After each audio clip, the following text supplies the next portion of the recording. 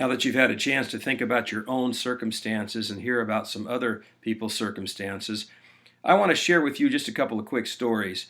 And I'm going to take you back to the napkin graphic on page 13, and I use that for a reason. When we had planted our first church, we were about a year old, and a young man walked into the services, and he came from a very angry background, really a background of hatred. And he was an alcoholic and had addictions and just dealing with lots of things. As God would have it, in the message that day, we were talking about anger, and I closed the message with a story of a neo-Nazi who came to faith.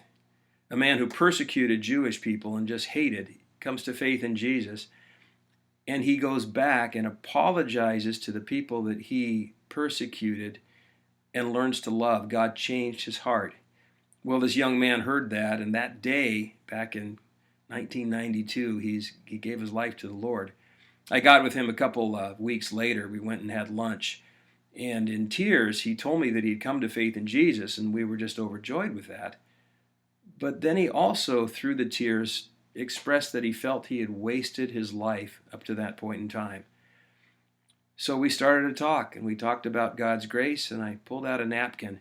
We talked about where he was and what God might do in his life, and we talked about even going back to school after having terrible grades and lots of other things.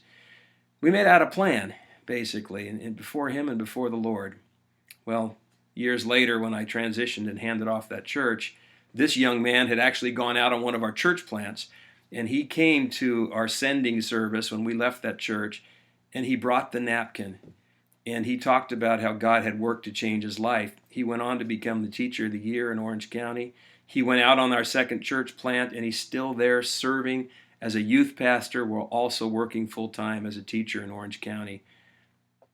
God does amazing things with people, with broken people like us. He grabs us from crazy circumstances, and by his grace, he puts gifts into us that we get to discover, not only in ourselves, but in other people. Gifts in us that we get to develop, and then we can use those gifts to develop other people. Gifts in us that he wants to use as he deploys us into ministry and even into other places with church plants and in international parts of the world. And he gives us the opportunity to also send people to do that. What a privilege. So you never know. Discover, develop, deploy. A leadership development pathway. We're going to break down those words here in just a few moments.